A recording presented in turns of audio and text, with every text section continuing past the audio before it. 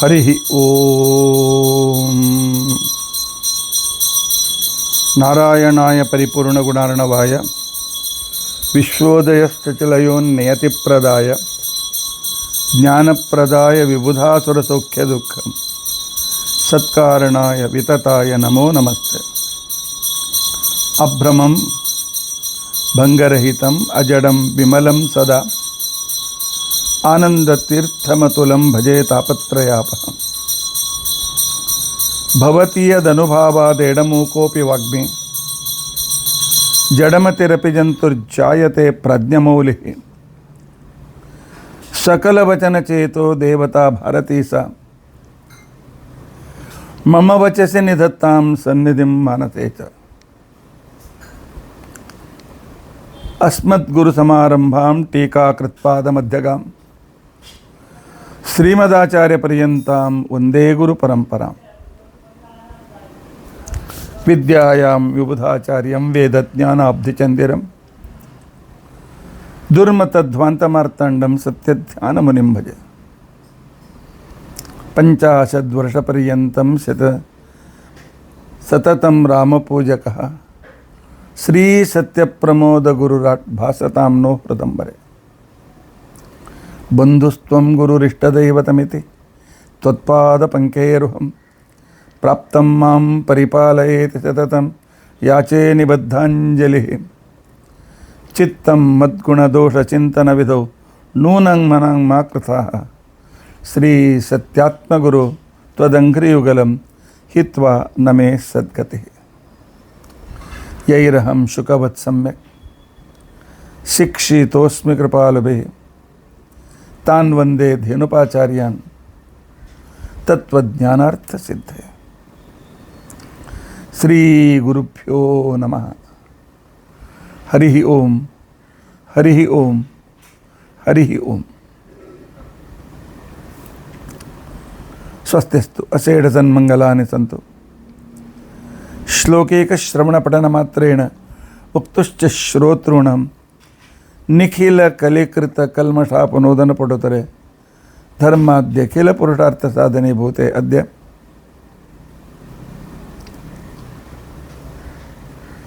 शनिश्चर शनिमहात्म्यप्रारम्भे सति किञ्चित् पूर्वकथानुवादः। हरिः ओम हरिः ओम हरिः ओम।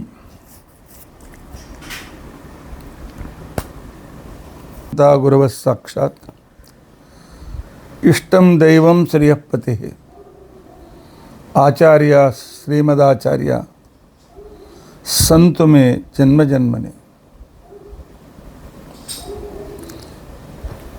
यैरहं विद्यायां विबुधाचार्यं वेदज्ञानाब्धिचन्दिरं दुर्मतध्वान्तमार्ताण्डं सत्यध्यानमुनिं भजे। 50 वर्षपर्यन्तं सततं रामपूजकः श्री सत्यप्रमोदगुरुराट् भासतां नो हृदम्बरे। बन्धुस्त्वं गुरुरिष्टदैवतमिति त्वत्पादपङ्केरुहं प्राप्तं मां परिपालयेति सततं याचे निबद्धाञ्जलिः। चित्तं मद्गुणदोषचिन्तनविधौ नूनं मनां मा कृताः। श्री सत्यात्मगुरु त्वदङ्घ्रियुगलं हित्वा न मे सद्गतिः। यैरहं शुकवत् सम्यक् शिक्षितोऽस्मि कृपालुभिः तान् वन्दे धेनुपाचार्यान् तत्त्वज्ञानार्थसिद्धये। श्री गुरुभ्यो नमः।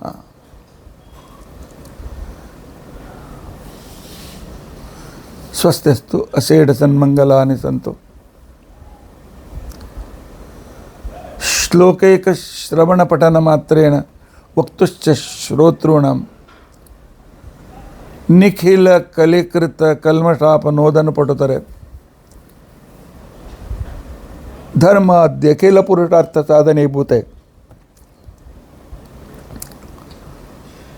ಅದ್ಯ ಶನಿಗ್ರಹ ಶನೇಶ್ವರ ಶನಿ ಮಾಹಾತ್ಮ್ಯ ವಿವರಣಾರಂಭೆ ಸತಿ ಕಿಂಚಿತ್ ಪೂರ್ವಕಥಾನುವಾದ. ಹರಿ ಓಂ ಹರಿ ಓಂ ಹರಿ ಓಂ.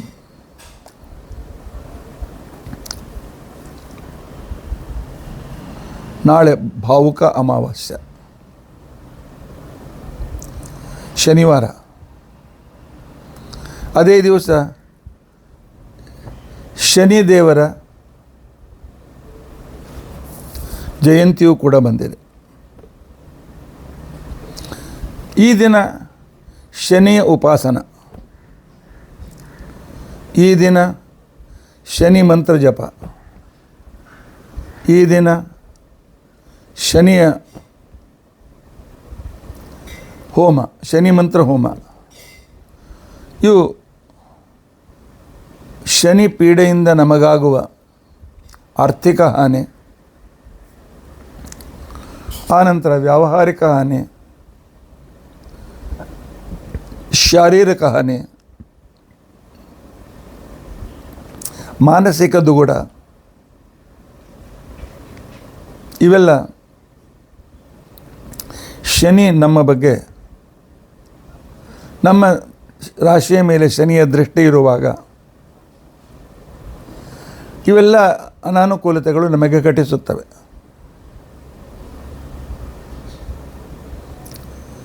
ಶನಿ ಯಾವ ಮನೆಯಲ್ಲಿರ್ತಾನೆ,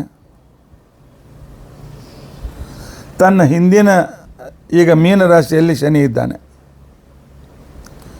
ತನ್ನ ಹಿಂದಿನ ರಾಶಿಯಾದ ಕುಂಭರಾಶಿಗೂ 2.5 ವರ್ಷ ಅನಾನುಕೂಲತೆ, ಮೀನ ರಾಶಿಗೂ 2.5 ವರ್ಷ ಅನಾನುಕೂಲತೆ, 7.5 ವರ್ಷ, 7.5 ವರ್ಷ, 7.5 ವರ್ಷ, 7.5 ವರ್ಷ. ಈಗ ಕುಂಭರಾಶಿಯವರಿಗೆ ಇನ್ನು 2.5 ವರ್ಷ ಶನಿ ಅನಾನುಕೂಲತೆ ಇದೆ. ಮೀನರಾಶಿಯವರಿಗೆ 5 ವರ್ಷ ಅನಾನುಕೂಲತೆ ಇದೆ. ಮೇಷರಾಶಿಯವರಿಗೆ 7.5 ವರ್ಷ ಅನಾನುಕೂಲತೆ ಇದೆ. ಒಂದು ರಾಶಿಗೆ 7.5 ವರ್ಷ ಅನಾನುಕೂಲತೆ ಇರ್ತದೆ. ಕುಂಭರಾಶಿಯವರಿಗೆ ಈಗಾಗಲೇ 5 ವರ್ಷ ಕಳೆದು ಹೋಗಿದೆ. ಮೀನರಾಶಿಯವರಿಗೆ 2.5 ವರ್ಷ ಕಳೆದು ಹೋಗಿದೆ. ಈಗ ಮೇಷರಾಶಿಯವರಿಗೆ ಪ್ರಾರಂಭ 7.5 ವರ್ಷ ಅನಾನುಕೂಲತೆ ಇದೆ. ಅಂದರೆ ಏನರ್ಥ? ಅನೇಕ ರೋಗಗಳು ಪೀಡಿಸಬಹುದು. ಯಾವ ಉಲ್ಬಣ ರೋಗ ಇದ್ದರೆ ಅಪಮೃತ್ಯು ಬರಬಹುದು. ಮಾನಸಿಕ ಅಸ್ವಾಸ್ಥ್ಯ ಅಂತೂ ಸಂಪೂರ್ಣ ಇರ್ತೀವಿ. ಏನು ಸಂಪತ್ತಿ ಇದ್ದರೂ ಇಲ್ಲದೇ ಇದ್ದು, ಎಲ್ಲ ಅನುಕೂಲ ಇದ್ದರೂ ಇಲ್ಲದೇ ಇದ್ದು, ಎಲ್ಲ ರೀತಿಯ ಮಾನಸಿಕವಾದ ಭಾಳ ಪೀಡೆ ಉಂಟಾಗ್ತಾರೆ. ಬೌದ್ಧಿಕ ವೈಚಾರಿಕ ಅನಾನುಕೂಲತೆ ಉಂಟಾಗ್ತದೆ. ಸರಿಯಾದ ವಿಚಾರಗಳು ಬರೋದಿಲ್ಲ. ವ್ಯವಹಾರದಲ್ಲಿ, ನೌಕರಿಯಲ್ಲಿ ಇತ್ಯಾದಿ ಅನೇಕ ರೀತಿಯಾಗಿರ್ತಕ್ಕಂಥ ಅನಾನುಕೂಲತೆ ಸಂದರ್ಭಗಳು. ಹೀಗಾಗಿ ಶನಿಯ ಆರಾಧನೆ ಅತ್ಯಂತ ಅವಶ್ಯಕ. ನಿಮ್ಮ ಪ್ರಶ್ನೆ, ಇವರು ಯಾರ ಮಗ?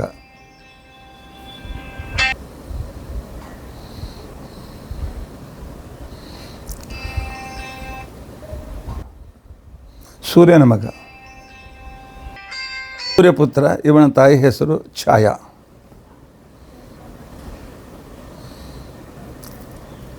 ಸೂರ್ಯನಿಗೆ ವಿಶ್ವಕರ್ಮನ ಮಗಳಾಗಿರ್ತಕ್ಕಂತಹ ಸಂಜ್ಞಾ ಅಂತಕ್ಕಂಥವಳು ಮೊದಲ ಹೆಂಡತಿ.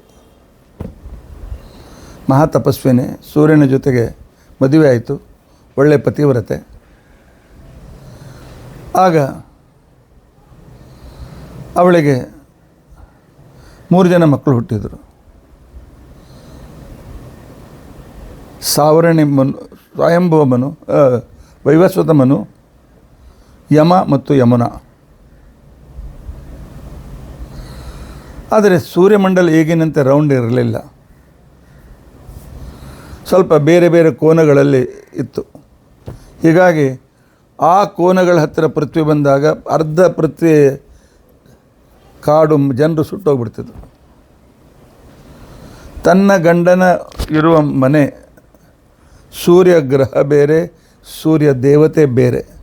ಗ್ರಹ ಇದೊಂದು ಆಕಾಶಕಾಯ, ಆಕಾಶದಲ್ಲಿರ್ತಕ್ಕಂಥ ಒಂದು ಗ್ರಹ, ಅದು ಸೂರ್ಯನ ಮನೆ. ಸೂರ್ಯ ಅದರಲ್ಲಿರ್ತಕ್ಕಂಥ ದೇವತೆ. ಸೂರ್ಯನ ಆ ಮಂಡಲ ಏನಿತ್ತು, ಸೂರ್ಯಗ್ರಹ ಅನೇಕ ಕೋನಗಳಿಂದ ಕೂಡಿತ್ತು. ಪೃಥ್ವಿ ಸೂರ್ಯನ ಸುತ್ತಲೂ ತಿರುಗ್ತಾ ಆ ಕೋನದ ಹತ್ತಿರ ಬಂದಾಗ ಎಷ್ಟೋ ಭಾಗ ಸುಟ್ಟೋಗ್ತಾಯಿತ್ತು, ಜನರು ಸತ್ತೋಗ್ತಿದ್ರು. ಸಂಜ್ಞಾಳಿಗೆ ನನ್ನ ಗಂಡನ ಈ ಮನೆಯಿಂದ ಜನರಿಗೆ ತ್ರಾಸಾಗೋದು ಯಾಕೆ ಸೇರಲಿಲ್ಲ. ಒಳ್ಳೆ ಮಾತೃ ಹೃದಯ ಅವಳದು, ಅವಳಿಗೆ ಸೇರಲಿಲ್ಲ. ಅದಕ್ಕೋಸ್ಕರ ಅವಳೇನು ಮಾಡಿದ್ಲು, ತನ್ನ ನೆರಳನ್ನು ಜೀವ ಕೊಟ್ಟು, ನೆರಳಿಗೆ ಜೀವ ಕೊಟ್ಟು ತನ್ನಂತೆ ಯಾಕೆ ಕಾಣ್ತಾ ಇದ್ಲು. ಈ ಪ್ರತಿಬಿಂಬ ಯಾವಾಗಲೂ ನಮ್ಮಂತೆ ಇರ್ತದೆ. ಅವಳಿಗೆ ನೀನು ಸೂರ್ಯನ ಜೊತೆಗೆ ಇದ್ಬಿಡು, ಗಾಂಧರ್ವ ವಿವಾಹ ಮಾಡಿಕೊಂಡು, ಅವ್ನಿಗೆ ಗೊತ್ತಾಗೋದಿಲ್ಲ ನಾನು ಒಂದೊಂದು ಕಾರ್ಯಕ್ಕೆ ಹೋಗ್ತಾ ಇದ್ದೇನೆ ಅಂತೇಳಿ ತಪಸ್ಸು ಮಾಡಿ ಈ ಸೂರ್ಯಮಂಡಲದ ಒಂದು ಆಕೃತಿ ಜನರಿಗೆ ತ್ರಾಸಾಗದಂತೆ ಆಗಬೇಕು ಅಂತ ಒಂದು ಮಹಾನ್ ಕಾರ್ಯಕ್ಕೋಸ್ಕರ ತಪಸ್ಸು ಮಾಡಿದ್ಳು. ಕುದುರೆ ರೂಪ ತೆಗೆದುಕೊಂಡ್ಳು. ಹೆಣ್ಣಾಗಿ ತಪಸ್ಸು ಕುಳಿತುಕೊಂಡ್ರೆ ಅನೇಕ ಕೆಟ್ಟ ಜನ ದೃಷ್ಟಿ ಬೀಳ್ತದೆ ಅಂತ ತಿಳ್ಕೊಂಡಂತೇಳಿ. ಹೀಗಾಗಿ ಅವಳು ತಪಸ್ಸಿಗೆ ಹೋದಾಗ ಛಾಯಾನಿಗೆ 3 ಜನ ಮಕ್ಕಳು ಹುಟ್ಟಿದ್ರು. ಸಾವರ್ಣಿಮನು, ಶನೈಶ್ಚರ, ಆ ನಂತರ ತಪತಿ ಅಂತಕ್ಕಂಥ ಒಂದು ನದಿ. ಈ ರೀತಿಯಾಗಿ 3 ಜನ ಮಕ್ಕಳು ಹುಟ್ಟಿದರು. ತನ್ನ ಮಕ್ಕಳು ಹುಟ್ಟಿದ ಮೇಲೆ ಮೊದಲು ಹುಟ್ಟಿದ ತನ್ನ ಪ್ರೀತಿ ಹೆಚ್ಚಾಯಿತು. ಆ ನಂತರ ಸಂಜ್ಞಾನ ಮಕ್ಕಳ ಮೇಲೆ ಸ್ವಲ್ಪ ಪ್ರೀತಿ ಕಡಿಮೆ ಆಯಿತು. ಆಗ ಅವನಿಗೆ ಯಮನಿಗೆ ಸಿಟ್ಟು ಬಂತು. ತಂದೆಗೆ ಹೇಳಿದಾಗ ಅವನು ಛಾಯಾನನ್ನು ಕೇಳಿದಾಗ ಅವಳು ಸತ್ಯ ಮಾತನ್ನ ಹೇಳಿದ್ಲು. ಸೂರ್ಯ ಹುಡುಕ್ಲಿಕ್ಕೆ ಹೋದ. ಆನಂತರ ಅವಳು ತಪಸ್ಸು ಮಾಡ್ತಾ ಇರುವಾಗ ತಾನು ಕುದುರೆ ರೂಪದಿಂದ ಜೊತೆಗಿದ್ದ. ಅಶ್ವಿನಿ ದೇವತೆಗಳು ಹುಟ್ಟಿದರು. ಮುಂದೆ ವಿಶ್ವಕರ್ಮ ಸೂರ್ಯಮಂಡಲವನ್ನು ಸರಿ ಮಾಡಿದ. ಇದೊಂದು ಬೇರೆ ಕಥೆ. ಸೂರ್ಯನ ಮಗನಾಗಿ ಶನಿ ಇಷ್ಟು ಕ್ರೂರ ಏಕೆ, ಇಷ್ಟು ಪೀಡೆ ಯಾಕೆ ಕೊಡ್ತಾನೆ? ಇವನಿಗೆ ಶನಿ ಅಂತ ಹೆಸರು ಬಂದದ್ದೇಕೆ?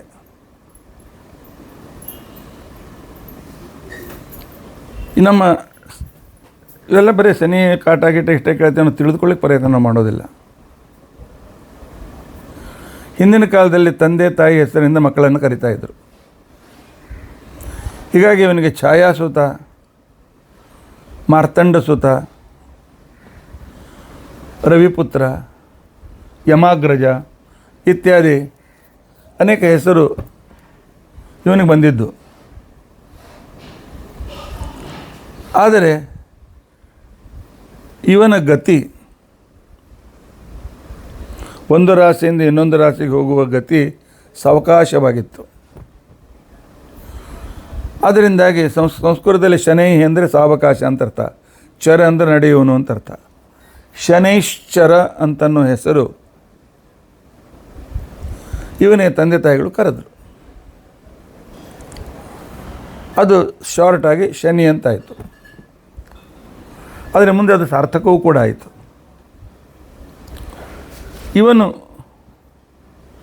ಇವನ ದೃಷ್ಟಿ ಕ್ರೂರ ಏಕೆ ಅಂತನ್ನೋ ಪ್ರಶ್ನೆ ಅಲ್ವೇ? ಹೌದು.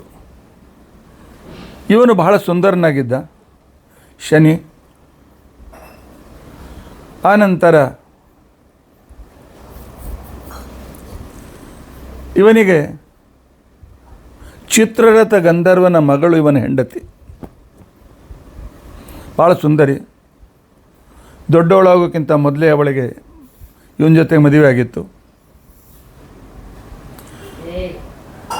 1-2 ವರ್ಷಗಳ ನಂತರ ಅವಳು ದೊಡ್ಡವಳಾದಳು.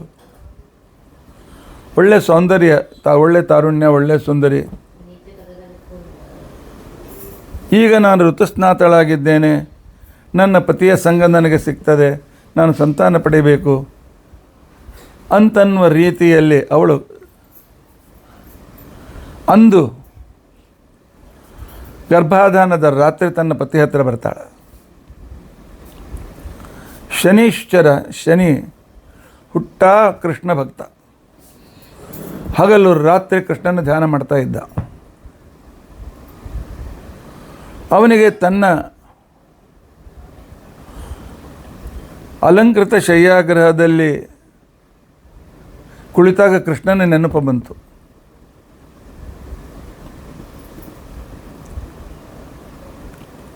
ಆಗ ಹಾಲು ತೆಗೆದುಕೊಂಡು ಬಂದು ತನ್ನ ಜೀವನದಲ್ಲಿ ನಾನು ಸುಖ ಪಡಿಬೇಕು ಅಂತಕೊಂಡು ಬಂದಿರತಕ್ಕಂತಹ ಅವನ ಹೆಂಡತಿ ಒಳ್ಳೆಯ ಸುಂದರಿ, ತುಂಬ ಯೌವನ, ದೇಹ ಸುಖ ಬಯಸ್ತಾ ಇದೆ. ಆದರೆ ಶನಿ ಹತ್ತಿರ ಬಂದು ಈಗ ಕೃಷ್ಣ ಧ್ಯಾನ ಮುಗೀತದೆ, ಈಗ ಕೃಷ್ಣ ಧ್ಯಾನ ಮುಗೀತದೆ, ಈ ರೀತಿ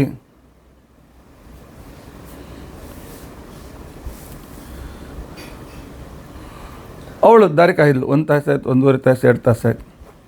ಯಾಕೋ ಅವತ್ತು ಶನಿಗೆ ಕೃಷ್ಣನಲ್ಲಿ ಬಹಳ ಏಕಾಗ್ರತೆ ಬಂದುಬಿಟ್ಟಿತ್ತು. ಕರೆದ್ಲು. ಆನಂತರ ತನ್ನ ಕೈಯಿಂದ ಅವನ ಬೆನ್ನನ್ನು ಸವರಿದಳು. ಶನಿ ಅಂತ ಅಲುಗಾಡಿ ಸುಮ್ಮನೆ ಕೂತ್ಕೊಂಡ್ಬಿಟ್ಟ. ಅವಳಿಗೆ ಅಪಮಾನವಾಯಿತು. ಯಾರನ್ನು ನಾನು ಮೊದಲು ನನ್ನ ತಾರುಣ್ಯದ ಸುಖ ಪಡಬೇಕು ಅಂತ ಬಂದಿದ್ದೆ, ನನ್ನಂಥ ಸುಂದರ ಸ್ತ್ರೀ ಎದುರಿಗೆ ಬಂದು ನಿಂತರೂ ಕೂಡ, ಹಾವಭಾವ ತೋರಿದರೂ ಕೂಡ ನನ್ನ ಕಡೆಗೆ ನೀವು ನೋಡ್ತಾ ಇಲ್ಲ.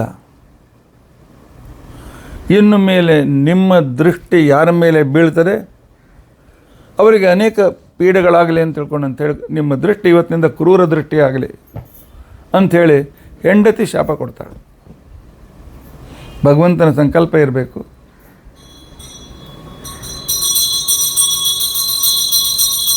ಇದೇ ವೇಳೆಗೆ ಇಲ್ಲ, ಈ ಶಾಪ ನಂತರ ಹೆಂಡತಿಯನ್ನು ಅನೇಕ ರೀತಿಯಿಂದ ಸಂತೋಷಪಡಿಸ್ತಾನೆ, ಸಮಾಧಾನ ಪಡಿಸ್ತಾನೆ. ಹೆಂಡತಿಯ ಮೇಲೆ ನನ್ನ ದೃಷ್ಟಿ ಬಿದ್ದರೆ ಪಾಪ ಅವಳಿಗೆ ಅನಾನುಕೂಲ ಆಗ್ತದೆ ಅಂತ ತಿಳ್ಕೊಂಡು ಅಂತೇಳಿ ತನ್ನ ಮುಖ ಕೆಳಗೆ ಮಾಡಿಕೊಂಡು ಆಗ ಹೆಂಡತಿಗೆ ಹೇಳಿದೆ, ನಾನು ದೇವರ ಧ್ಯಾನದಲ್ಲಿ ಇನ್ನೊಂದು ಸ್ವಲ್ಪ ಕಾಯಬೇಕಾಗಿತ್ತು, ಯಾಕೆ ಎಷ್ಟು ಸಿಟ್ಟಿಗೆ ಬಂದೆ? ಅಷ್ಟೆಲ್ಲ ಅವಳಿಗೆ ಪಶ್ಚಾತ್ತಾಪವಾಗಿತ್ತು. ಏನೋ ತನ್ನ ಇಚ್ಛಾ ಪೂರ್ತಿ ಆಗಲಿಲ್ಲ ಅಂತ ತಿಳ್ಕೊಂಡು ಅಂತೇಳಿ ಒಂದು ಸ್ತ್ರೀ ಹಠ ಅಂತ ಏನಿರ್ತದೆ, ಒಲಿದರೆ ನಾರಿ ಮುರಿದರೆ ಮಾರಿ ಅಂತ ತಿಳ್ಕೊಂಡು ಅಂತೇಳಿ. ಆನಂತರ ತನ್ನ ಶಾಪ ವಾಪಸ್ ತೆಗೆದುಕೊಳ್ಳಿಕ್ಕೆ ಅವಳಿಗೆ ಆಗಲಿಲ್ಲ. ಆಗ ಶನೀಶ್ವರ ರುದ್ರಾಂತರ್ಗತ ನರಸಿಂಹದೇವರನ್ನು ಕೂಡ ಅವನು ಪೂಜೆ ಮಾಡ್ತಾ ಇದ್ದ. ರುದ್ರದೇವರ ಹತ್ತಿರ ಬರ್ತಾನೆ. ರುದ್ರದೇವರನ್ನ ದುಃಖವನ್ನು ದೂರ ಮಾಡಲಿ ಅಂತ ತಿಳ್ಕೊಂಡಂತೆ. ಆದರೆ ಆಗ ರುದ್ರದೇವರು ರತಿಯ ದುಃಖದಿಂದ ಇದ್ದರು. ರತಿ ಅಲ್ಲ, ಸತಿ ದಕ್ಷಯಜ್ಞೆಯಲ್ಲಿ ತನ್ನ ದೇಹವನ್ನು ಬಿಟ್ಟಿದ್ದರಿಂದಾಗಿ ದುಃಖದಲ್ಲಿದ್ದರು. ಇವನಿಗೆ ಸಾಷ್ಟಾಂಗ ನಮಸ್ಕಾರ ಮಾಡ್ತಾನೆ. ಅವರ ದುಃಖದ ಬಿಸಿ ಬಿಸಿಯಾದ ನೀರು ಶನಿಯ ಮೇಲೆ ಬಿದ್ದಾಕ್ಷಣಕ್ಕೇನೆ ಆ ಬಿಸಿ ನೀರು, ಅತಿ ಬಿಸಿಯಾದ ಆ ಕಣ್ಣೀರಿನಿಂದ ಅವನು ಕಪ್ಪಾಗಿಬಿಟ್ಟ. ಎಷ್ಟು ಕಪ್ಪಾದ ಅಂತ ತಿಳ್ಕೊಂಡಂತಂದರೆ ಕಾಡಿಗೆ ಅಂತ ಕಪ್ಪಾದ. ಅದಕ್ಕೆ ಅವನನ್ನು ನೀಲಾಂಜನ ಸಮಾಭಾಸಂ ಅಂತ ತಿಳ್ಕೊಂಡು ಕರೀತಾರೆ. ನೀಲಾಂಜನ ಅಂತ ತಿಳ್ಕೊಂಡಂತಂದರೆ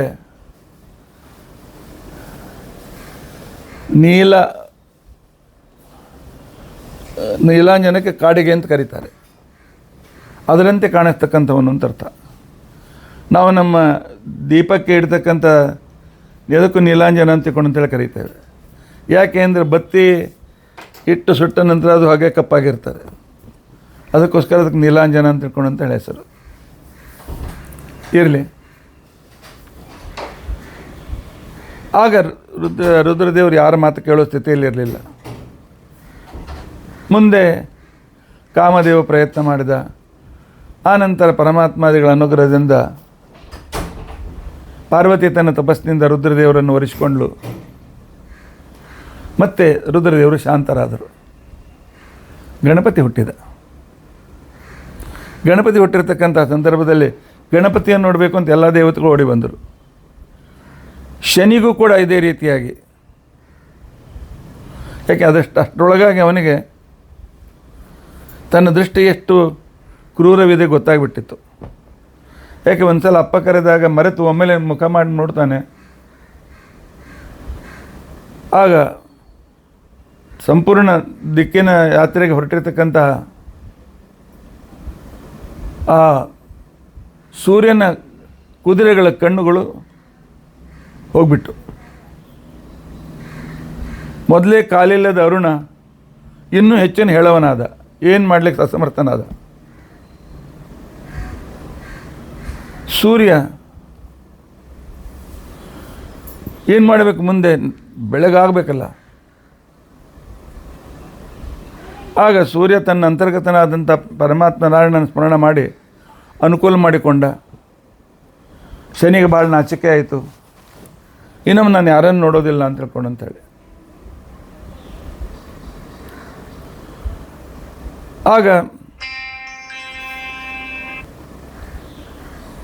ಆಗ ಗಣಪತಿಯನ್ನು ನೋಡಲಿಕ್ಕೂ ಶನಿ ಬಂದ. ಮೊದಲು ದ್ವಾರಪಾಲಕ ಬಿಡಲಿಲ್ಲ. ಅವನ ಹೆಸರು ವಿಶಾಲಾಕ್ಷ ಅಂತ ತಿಳ್ಕೊಂಡು ಅಂತೇಳಿ. ನಾನು 8 ಪುರಾಣ ಸೇರಿಸಿ ಶನಿಯ ಕಥೆ ಹೇಳ್ತಾ ಇದ್ದೇನೆ. ವಿಶಾಲಾಕ್ಷ ಅಂತ ತಿಳ್ಕೊಂಡು ಅಂತೇಳಿ. ಇಲ್ಲ, ಸತಿ ಪಾರ್ವತಿ ಅನುಮತಿ ಇಲ್ಲದೆ ಯಾರನ್ನು ಒಳಗೆ ಬಿಡೋದಿಲ್ಲ ಅಂಥೇಳಿ. ಒಳಗೆ ಸುದ್ದಿ ಹೋಯಿತು. ಪಾರ್ವತಿ ಬಾಪ ಅಂತ ತಿಳ್ಕೊಂಡು ಕರೆದ್ಲು.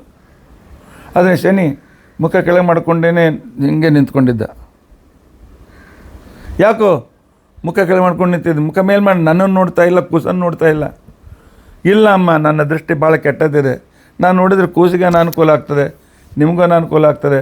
ಸುಮ್ಮನೆ ಉತ್ಸುಕತೆಯಿಂದ ಬಂದೆ. ಇಲ್ಲಿ ಬಂದ ಮೇಲೆ ನನಗೆ ಅನ್ನಿಸ್ತಾ ಇದೆ ನಾನು ಬರಬಾರ್ದಾಗಿತ್ತು ಅಂತ. ಆಗ ಪಾರ್ವತಿ ರುದ್ರದೇವರಿಗೆ ಹೇಳ್ತಾಳೆ, ಸ್ವಲ್ಪ ಆ ಶನಿಗೂ ಅನುಕೂಲ ಮಾಡಿಕೊಡಿಯಲ್ಲ. ಹೀಗೆ ಮುಖ ಕೆಳಗೆ ಮಾಡ್ಕೊಂಡಿದ್ದು ಅವನ ಜೀವನ ಹೇಗೆ? ಯಾಕಂದ್ರೆ ಎಲ್ಲ ಗ್ರಹಗಳನ್ನು ನಡೆಸಬೇಕಲ್ಲ. ಜಗತ್ತಿಗೆ ಉಪಕಾರ ಮಾಡೋಕ್ಕೆ 9 ಗ್ರಹಗಳಲ್ಲಿ ಒಬ್ಬನಾಗಿದ್ದಾನೆ. ಜಗತ್ತಿಗೆ ಅವನಿಗೆ ಉಪಕಾರ ಮಾಡಬೇಕಲ್ಲ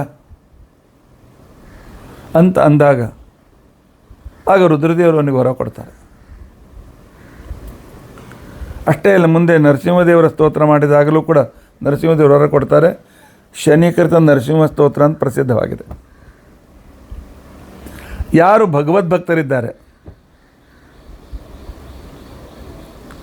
ಅವರನ್ನು ನೀನು ನೋಡಿದರೆ ಅವರಿಗೆ ಇನ್ನೂ ಜೀವನದಲ್ಲಿ ಉನ್ನತಿಯಾಗಲಿ. ಅವರು ಭಗವದ್ಭಕ್ತರಾಗಿರಬೇಕು, ಗುರುಭಕ್ತರಾಗಿರಬೇಕು, ಕೃಷ್ಣನ ಭಕ್ತರಾಗಿರಬೇಕು. ಯಾರು ಕೃಷ್ಣ ಭಕ್ತರಲ್ಲ ಅವರಿಗೆ ನಿನ್ನ ದೃಷ್ಟಿಯಿಂದ ಯಾವ ಗ್ರಹದಲ್ಲಿ ನೀನಿರ್ತಿ,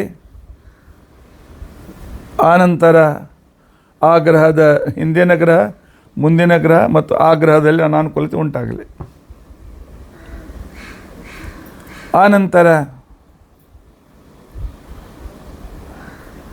ಯಾರಿಂದ ನೀನು 4ನೇಯವನಾಗ್ತಿ, ಯಾರಿಂದ ನೀನು 5ನೇಯವನಾಗ್ತಿ, ಮತ್ತು 4ನೇ ಶನಿ ಅಥವಾ 5ನೇ ಶನಿ.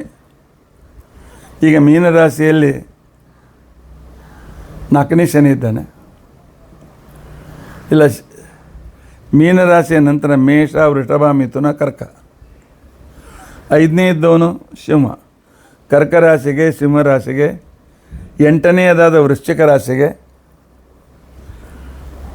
ಈ ವರ್ಷವೂ ಕೂಡ ಅಷ್ಟು ಒಳ್ಳೆಯದಿಲ್ಲ.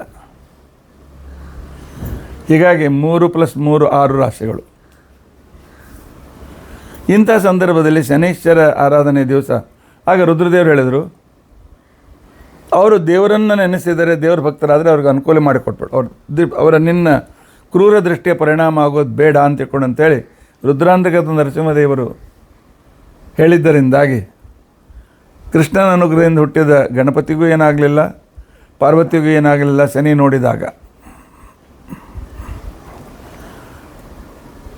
ಹೀಗೆ ಶನಿಯ ಈ ಒಂದು ವಿಶಿಷ್ಟವಾಗಿರ್ತಕ್ಕಂಥ ಸಂದರ್ಭ, ಶನಿ ಭಗವದ್ಭಕ್ತರಿಗೆ ಅನುಕೂಲ ಅಂತ ತಿಳ್ಕೊಂಡಂತ ಅನ್ನೋದನ್ನು ನಾವು ತಪ್ಪದೇ ತಿಳಿದುಕೊಳ್ಬೇಕು.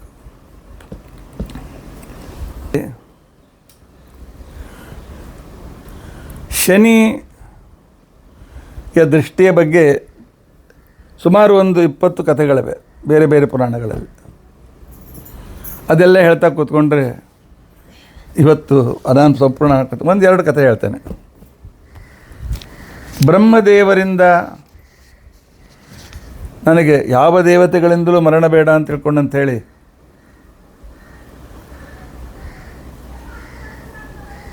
ಅವನು ಮಾಡಿದ ಮೇಲೆ ಬಹಳ ಅಹಂಕಾರ ಬಂತು ರಾವಣನಿಗೆ. ರಾವಣ ಎಲ್ಲ ದೇವತೆಗಳನ್ನು ತನ್ನ ಮನೇಲಿ ಸೇವಕ್ಕೆ ಇಟ್ಕೊಂಡ. 9 ಗ್ರಹಗಳಿಗೆ ನೀವು ದೊಡ್ಡ ಅನೇಕ ರೀತಿಯಾಗಿ ನಮ್ಮ ಮೇಲೆ ಪರಿಣಾಮ ಮಾಡ್ತಾ ಇದ್ರಲ್ಲ ಅಂತ ತಿಳ್ಕೊಂಡಂಥೇಳಿ ತನ್ನ ಸಿಂಹಾಸನದ ಮೆಟ್ಟಲನ್ನು ತೆಗೆಸಿ ಈ 9 ಗ್ರಹಗಳಿಗೆ ಬಾಗಿಕೊಂಡು ಕೂತ್ಕೊಳ್ರಿ ಅಂತೇಳಿ, ಒಬ್ಬರ ಮೇಲೆ ಒಬ್ಬರು ಅವ್ರ ಮೇಲೆ ಏರಿ ಇವನು ಹೋಗಬೇಕು. ಈ ರೀತಿಯಾಗಿ ಒಬ್ಬರು ಪೂರ್ತಿ ಮಲಗಿರಬೇಕು, ಸ್ವಲ್ಪ ಮೇಲೆ ಅಂದರೆ ಅವರ ಡುಬ್ಬದ ಮೇಲೆ ಕಾಲಿಟ್ಟು ರಾವಣ ಹೋಗ್ತಿದ್ದ. ಅವರು ದೇವರನ್ನು ಪ್ರಾರ್ಥನೆ ಮಾಡಿದರು. ನಾರದರು ಬಂದರು. ನಾರದರು ಬಂದು ಹೇಳಿದರು, ಏನಪ್ಪ ಶನಿ, ನಿನ್ನ ದೃಷ್ಟಿಯಿಂದ ಯಾರು ಬೇಕಾದರೂ ಗಡಗಡ ನಡಕ್ತಾರೆ, ಮತ್ತು ಹೆಂಗಿಲ್ಲಾಕೆ ಹಿಂಗೆ ಏನು ಮಾಡಿದ್ರಿ, ಕೆಳ ಮಾಡಿ ಕೊಡ್ಸ್ಯಾನವ, ಸ್ವಲ್ಪ ಮಾರಿ ನನ್ನ ಕಣ್ಣು ಮೇಲಾಗಲಿ ಅವನ ದುರ್ಗತಿ ಆಗ್ತದೆ. ನಾರದರು ಹೇಳಿದರು, ಏನಪ್ಪ ರಾವಣ, ಎಂಥ ಮಹಾನ್ ಭಾವ ಇದ್ದಿ, ಇವುಗಳನ್ನು ವಶ ಮಾಡ್ಕೊಂಡಿದ್ದೀಯಲ್ಲ, ನೋಡ್ರಿ ಅವರನ್ನು ಮೆಟ್ಲ ಮಾಡ್ಕೊಂಡೇನಿ ಅಂತ. ಇದು ನಿನಗೇನು ಚಂದ ಕಾಣ್ಸಂಗಿಲ್ಲಪ್ಪ ಅಂತ ಹೇಳಿದೆ. ಏನಾಯ್ತು ರೀ ನಾರದರೆ, ಅವರಿಗೆ ನೀನು ಕಾಲು ಹಿಡಿದು ಕಾಣಿಸಂಗೇ ಇಲ್ಲ. ಅವ್ರಿಗೆ ಎದೆ ಮೇಲೆ ನಿನ್ನ ಕಾಲಿಟ್ಟು ಹೋದ್ರೆ ಅವಾಗ ನಿನ್ನ ಮಹತ್ವ ಭಾಳ ಇರುತ್ತೆ, ಅವಾಗ ಅವ್ರಿಗೆ ಗೊತ್ತಾಗ್ತದೆ ನಿನ್ನ ಮಹಿಮಾ ಏನದಂತ ತಿಳ್ಕೊಂಡಂತೇಳಿ. ಇಷ್ಟೇ ಏನು ಆಗಲಿ ಅಂತ ತಿಳ್ಕೊಂಡಂತೇಳಿ ಅಂಥೇಳಿ ಅವರನ್ನು ಅಂಗಾತ್ ಮಲಗಿಸಿದ. ಯಾವಾಗ ಶನಿಯ ದೃಷ್ಟಿ ರಾವಣನ ಮೇಲೆ ಬಿತ್ತು, ಆಗ ಅವನಿಗೆ ದುರ್ಬುದ್ಧಿ ಉಂಟಾಯಿತು. ಹೆಣ್ಮಕ್ಳನ್ನು ಅಪಹಾರ ಮಾಡ್ಕೊಂಡು ಬರಬೇಕು, ಹಾಗೆ ಹೀಗೆ ಅಂತ ತಿಳ್ಕೊಂಡಂತೇಳಿ ಮುಂದೆ ಸೀತೆಯನ್ನು ಅಪಹರಣ ಮಾಡಿ ಶನಿಯ ದೃಷ್ಟಿ ರಾವಣನನ್ನು ಸಂಪೂರ್ಣ ನಾಶಪಡಿಸಿಬಿಡ್ತು. ಇದೇ ರೀತಿಯಾಗಿರ್ತಕ್ಕಂಥ ಒಂದು ಕತೆ, ನಡೆದ ಕತೆ.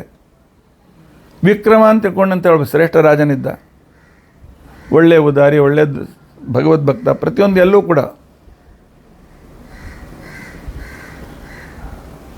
ಒಂದು ಸಲ ರಥದಲ್ಲಿ ಹೋಗುವಾಗ ಅವನು ಎದುರು ಕುಳಿತುಕೊಂಡು ವಿದೂಷಕ ಹೇಳ್ದ, ಶನಿಯ ಮಹಾತ್ಮೆ ಬಹಳ ಮಹತ್ವಪೂರ್ಣವಾಗಿದೆ.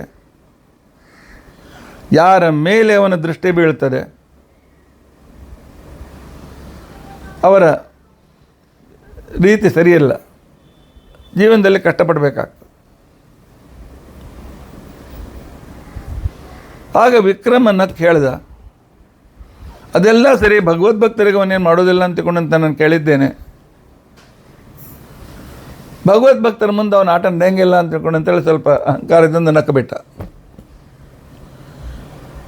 ಇದೇ ವೇಳೆಗೆ ಶನಿ ಆಕಾಶಮಾರ್ಗದಿಂದ ಹೊರಟಿದ್ದ. ವಿಕ್ರಮನ ನಗುವನ್ನು ಕೇಳಿಸ್ತು.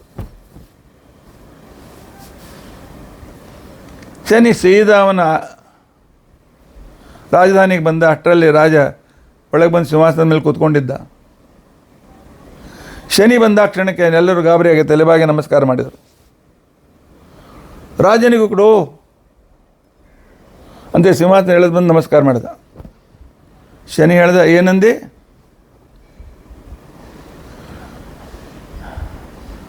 ಭಗವದ್ಭಕ್ತರ ಮುಂದೆ ನನ್ನ ಆಟ ನಡೆಯುವುದಿಲ್ಲ ಅಂತ ತಿಳ್ಕೊಂಡಂತ ಹೇಳಿದೆಯಲ್ಲ, ಆದರೆ ಭಗವದ್ಭಕ್ತನಾದ ನನ್ನ ಅಪಮಾನವೂ ಕೂಡ ನಿನ್ನ ಭಗವದ್ಭಕ್ತಿಗೆ ಕುಂದು ತಂತು. ನಿನ್ನ ಭಗವದ್ಭಕ್ತಿಯಲ್ಲಿ ಅನಾನುಕೂಲತೆ, ಯಾವ ದೇವತೆಗಳನ್ನು ನಿಂದಿಸಬಾರ್ದು, ನಿಂದನೆ ಮಾಡಬಾರ್ದು. ಆಗ ರಾಜನು ಶರಣಾಗತನಾಗ್ತಾನೆ. ಶರಣಾಗತನಾದ ಕ್ಷಣಕ್ಕೇನೆ ಆ ಕಾಲದಲ್ಲಿ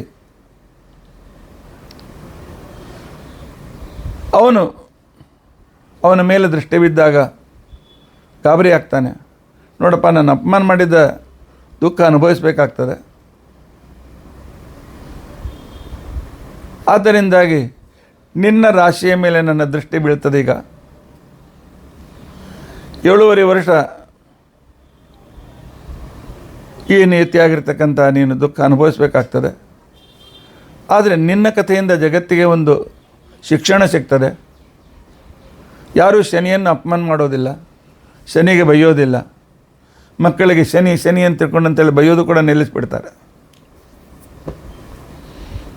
ಯಾಕೆ? ನಾನು ಶನಿ, ಹೌದು, ಶನೈಶ್ವರದಿಂದ ಶನಿಯಾಗಿದೆ.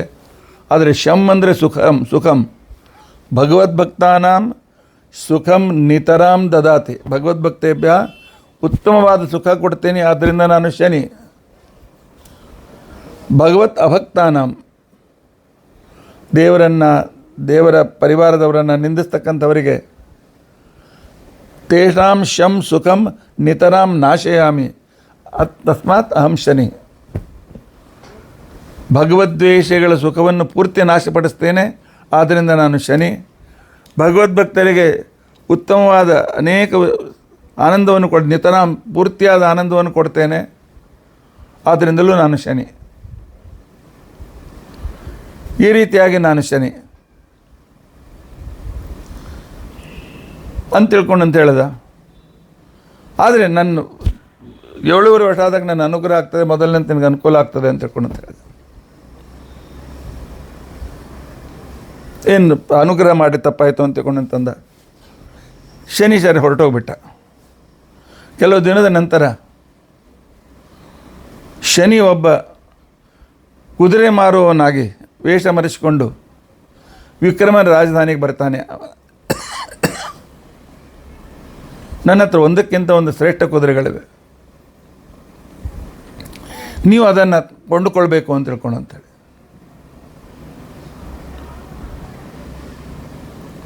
ರಾಜ ಸುತ್ತ ನೋಡ್ಲಿಕ್ಕೆ ಬರ್ತಾನೆ.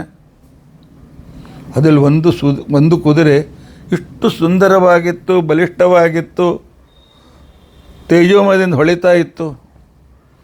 ರಾಜ ಮೋಹಿತನಾಗಿಬಿಟ್ಟ. ಈ ಕುದುರೆ ಬೆಲೆ ಎಷ್ಟು? ಆವಾಗ ಮಾರುವೇಟದಿಂದ ಬಂದಿರತಕ್ಕಂಥ ಶನಿ ಹೇಳಿದ, ರಾಜ ಮೊದಲು ಅದನ್ನು ಟೆಸ್ಟ್ ಮಾಡಲ್ಲ, ಬೇಡಂತಾನೆ. ಅವನು ಹೇಳ್ದ ತನ್ನ ಸಾರಥಿಗೋ ಅದ್ರಲ್ಲಿ ಕೂತು ನೋಡಂತ. ರಾಜ ನೀನೇ ಸ್ವಂತ ಕೂತು ನೋಡು, ಅದರ ಮಹತ್ವ ನಿನಗೆ ಗೊತ್ತಾಗ್ತದೆ ಅಂತ ತಿಳ್ಕೊಂಡಂತೇಳಿ. ಆಗಲಿ ಅಂತಕೊಂಡು ರಾಜ ಕೂತಾಕ್ಷಣಕ್ಕೆ ಓಡ್ತಾ ಹೊರಡ್ತು, ಹೋಯ್ತು ಮುಂದೆ ಆಕಾಶಕ್ಕೆ ಹೊರಟುಬಿಡ್ತು. ನಿಂದಿರ್ಬೇಕು, ಬೇಕಾದಷ್ಟು ಅವನು ಪ್ರಯತ್ನ ಮಾಡಿದ. ಅವನ ಕೈಯಿಂದ ಆ ಲಗಾಮ್ ಕೂಡ ಬಿಚ್ಚಿಬಿಟ್ಟು ಹೋಗ್ಬಿಡ್ತು. ಗಾಬರಿ ಆದ. ಆಕಾಶಕ್ಕೆ ಎತ್ತರ ಕರೆದುಕೊಂಡು ಹೋಗ್ತಾ ರಾತ್ರಿ ಆಯಿತು. ಆ ಕುದುರೆ ಅವನನ್ನು ಕೆಳಗೆ ಬೀಳಿಸ್ಬಿಡ್ತು. ಎಲ್ಲೋ ಒಂದು ಕಾಡಿನಲ್ಲಿ ಬಿದ್ದ ರಾತ್ರಿ. ತಿಳ್ಕೊಂಡ, ಓಹೋ ಶನಿ ದಶ ಪ್ರಾರಂಭ ಆಯಿತು ಅಂತ ತಿಳ್ಕೊಂಡು ಅಂತೇಳಿ.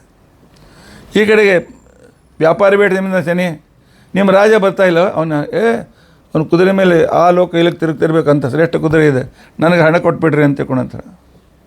ಮಂತ್ರಿ ಕೇಳಿದೆ, ಎಷ್ಟು? 1,00,000 ಬಂಗಾರದ ನಾಣ್ಯ ಅಂತ ತಿಳ್ಕೊಂಡಂತೇಳಿ. ಹೀಗಾಗಿ ವಿಕ್ರಮನಿಗೆ ಅರ್ಥ ಆಯ್ತು, ಏನು 7.5 ವರ್ಷ ನಾನು ಕಷ್ಟಪಡಬೇಕು ಅಂತ ತಿಳ್ಕೊಂಡಂತೇಳಿ. ರಾತ್ರಿ ಹೇಗೋ ಕಾಡಿನಲ್ಲಿ ಕಳೆದ, ಸಾವಕಾಶ ಬಂದ, ಒಂದು ಊರಿಗೆ ಬಂದ. ಊರಿಗೆ ಬಂದ ಕ್ಷಣಕ್ಕೇನೆ ಭಾಳ ದಣದಿದ್ದ. ಹೀಗೆ ಬರುವಂದು ಅಂಗಡಿ ಮುಂದೆ ನಿಂತ,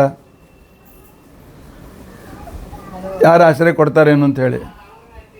ಈ ತೇಜಸ್ವಿಯಾಗಿರ್ತಕ್ಕಂಥ ವ್ಯಕ್ತಿಯನ್ನು ನೋಡಿ ಆ ವ್ಯಾಪಾರಿಗೆ ಶೆಟ್ಟಿಗೆ ಅನ್ನಿಸ್ತು.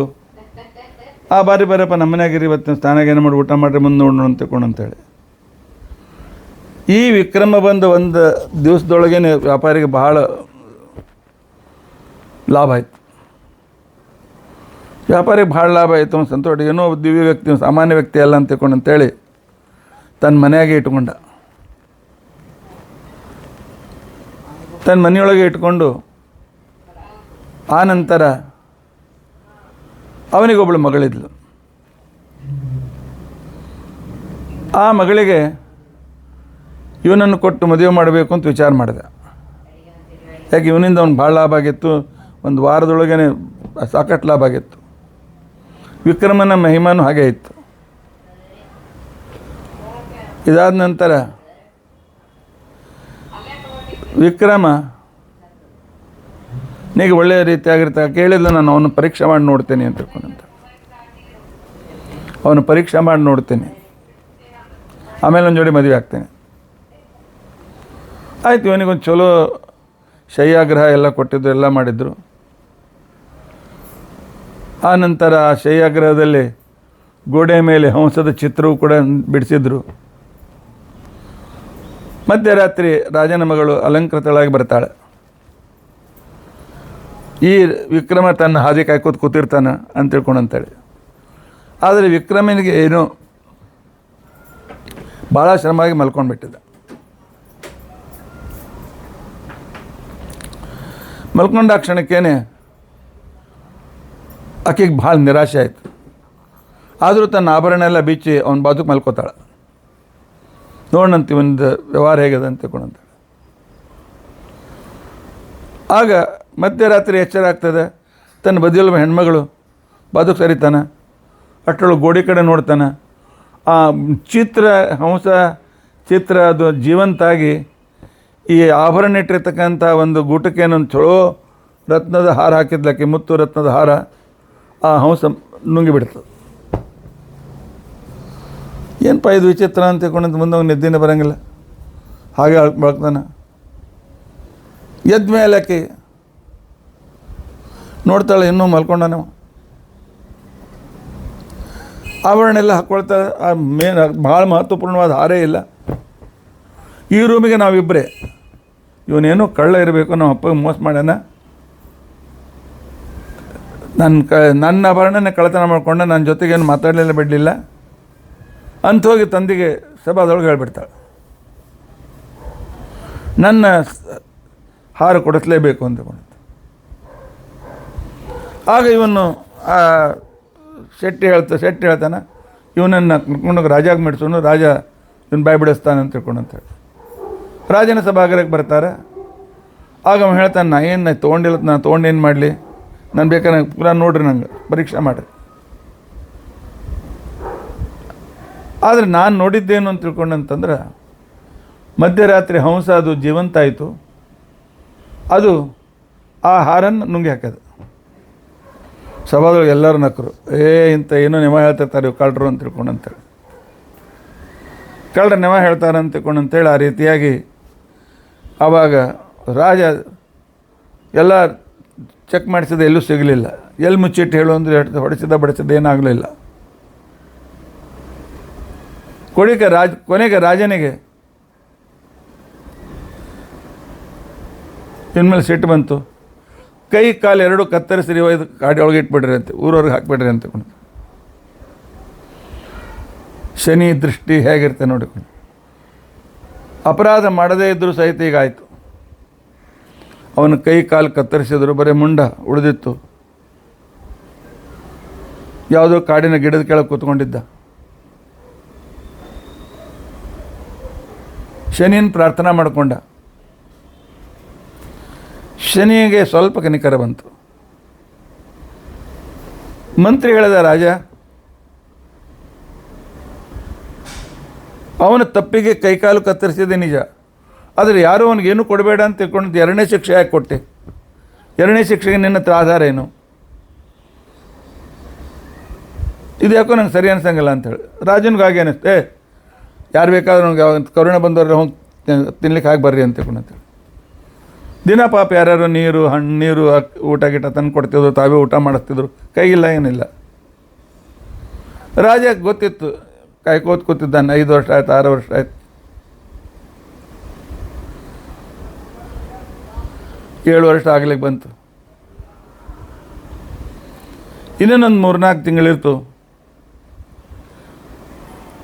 ಆ ಊರಿನ ಹೆಸರು ನಂದಿನಿಪುರ ಅಂತ ತಿಳ್ಕೊಂಡಂಥೇಳಿ. ಆ ಊರಿನ ಹೆಣ್ಮಗಳು ವಿಕ್ರಮರ ರಾಜ್ಯದ ಗಂಡನ ಜೊತೆ ಮದುವೆ ಮಾಡ್ಕೊಂಡಿದ್ದು. ಗಾಣಿಗರು, ಈ ಎಣ್ಣೆ ತೆಗಿತಾರಲ್ಲ ಗಾಣಿಗರು, ಅವರು ಯಾವುದೋ ಕಾರಣದಿಂದ ತವ್ರ ಮನೆಗೆ ಬಂದಿದ್ಲು. ಊರಿಗೆ ಬರೋ ಊರವ್ರಿಗೆ ನೋಡ್ತಾಳೆ, ರಾಜ ಕೈ ಇಲ್ಲ ಕಾಲಿಲ್ಲ, ದಡ ಮಾತ್ರ, ಮುಖ ನೋಡಿ ಗುರುತಿಸ್ತಾಳೆ. ಹೋಗಿ ಹೇಳಿದಾಗ ಅವ್ನು ನಡೆದ ಕಥೆಯಲ್ಲಿ ಹೇಳ್ತಾನೆ, ಬಿಟ್ಬಿಡಿ ನಮ್ಮನೆ ಕರ್ಕೊಂಡು ಹೋಗ್ತೀನಿ ನಡಿ ಅಂತ ಕರ್ಕೊಂಬರ್ತಾಳೆ. ಕರ್ಕೊಂಡು ಬಂದ ಕ್ಷಣಕ್ಕೆ ಆ ಮನೆಯೊಳಗೆಲ್ಲ ಅನುಕೂಲತೆಗಳೇ, ಎಲ್ಲ ಅನುಕೂಲತೆಗಳನ್ನು ಮಾಡಿಕೊಟ್ಟಿದ್ದೆಲ್ಲ. 3-4 ತಿಂಗಳಾಯಿತು. ರಾಜದಿಂದ ಇನ್ನೊಂದು 1 ತಿಂಗಳು ಉಳಿತು. ಉಳಿಯೋರು ವರ್ಷಕ್ಕೆ ಅಂತ ತಿಳ್ಕೊಂಡಂತೇಳಿ ಕೊನೆಗೆ ಅವನು ಹೇಳ್ದೆ, ನಿಮ್ಮ ಮನೆಯೊಳಗೆ ನಾಲ್ಕು ಬರೀ ನಿಮ್ಮ ಏನೂ ಕೆಲಸ ಮಾಡಲಾರ್ದೇ ನಿಮ್ಮ ಮನೆ ಊಟ ನಂಗೆ ಸರಿ ಕೆಡ್ಸಂಗಿಲ್ಲ, ನನಗೇನೋ ಕೆಲಸ ಕೊಟ್ರಿ ಅಂತ. ಆಗ ಅವ್ರು ಏನು ಮಾಡಿದ್ರು ಅಂತ ತಿಳ್ಕೊಂಡಂತಂದ್ರೆ, ನೋಡಪ್ಪ ನಿನ್ನನ್ನು ಗಾಣಿ ಕಟ್ತೀವಿ, ನೀವು ಹಿಂಗೆ ಗಾಣಿ ತಿರುಗ್ದಂಗೆ ತಿರುಗ್ತಿರು, ಎಣ್ಣೆ ಬರ್ತದೆ, ನೀ ಕೆಲಸ ಮಾಡ್ದಂಗೆ ಆಯಿತು ಅಂತ ತಿಳ್ಕೊಂಡಂತ. ಆ ಗಾಣದ ಕಟ್ಟಿಗೆ ಕಟ್ಟಿದ್ರು ಅವನಿಗೆ. ಹೀಗೆ ತಿರುಗುವಂದು ಏನೋ ಮಜಾ ಅನ್ನಿಸ್ತು, ಸಂತೋಷ ಆಯಿತು. ಒಂದು ದಿವಸ ರಾತ್ರಿ 8-9 ಆಗಿತ್ತು, ಅಮಾವಾಸ್ಯೆ, ಮನೆಯೊಳಗೆ ಮಿಣ್ಣ ದೀಪಗಳು. ಇವನು ಒಳ್ಳೆ ಸಂಗೀತಗಾರನಾಗಿದ್ದ. ರಾತ್ರಿ ಕಾಲ ಆದ್ದರಿಂದ ಅವನಿಗೆ ದೀಪರಾಗ ಹೇಳಬೇಕು ಅಂತೇಳಿ ದೀಪರಾಗದಿಂದ ಹಾಡನ್ನು ಹಾಡ್ಲಿಕ್ಕೆ ಚಾಲು ಮಾಡಿದ ವಿಕ್ರಮ. ಆಗ ಗಾಣಿಗನ ಮನೆಯೆಲ್ಲ ಸುತ್ತಲೂ ದೀಪಗಳು ತಂತಾನೆ ಹೊತ್ಕೊಂಡ್ಬಿಟ್ಟು, ತಂತಾನೆ ಎಲ್ಲ ಎಲ್ಲ ಕಡೆಗೆ ಎಲ್ಲಿಂದ ಬಂದು ದೀಪ ಗೊತ್ತಿಲ್ಲ, ಅನೇಕ ದೀಪಗಳು ಉರಿತಾ ಇವೆ. ಆಕೆ ಗುಡಿಸಲಿನ ಮನೆಯ ಮೇಲೆ, ಅದಿಯಲ್ಲಿ ಬದಿಯಲ್ಲಿ ಎಲ್ಲ ಕಡೆಗೆ. ಉಪ್ಪರಿಗೆ ಮೇಲೆ ನಿಂತ್ಕೊಂಡಿರ್ತಕ್ಕಂಥ ರಾಜಕುಮಾರಿ ನೋಡಿದ್ಲು, ಏನಿದು ವಿಚಿತ್ರ ಅಂಥೇಳಿ ತಾನೇ ಗಾಣಿಗರ ಮನೆಗೆ ಬಂದಳು. ಗಾಣಿಗರ ಮನೆಗೆ ಬಂದ ಕ್ಷಣಕ್ಕೇನೆ ಆ ಕಾಲದಲ್ಲಿ ಊರಿನ ಜನ ಎಲ್ಲ ನೋಡ್ಲಿಕ್ಕೆ ಬಂದಿದ್ದರು. ಮುಂದೆ ಬಂದು ನೋಡ್ತಾಳೆ ಅವಳು. ನೋಡಿರ್ತಕ್ಕಂಥ ಸಂದರ್ಭದಲ್ಲಿ ಆಗ ಇವನು ದೀಪಕರಾಗ ಹಾಕ್ತಾ ಇದ್ದಾನೆ. ಅವಳು ಸಂಗೀತದಲ್ಲಿ ಭಾಳ ವಿಶೇಷತೆ.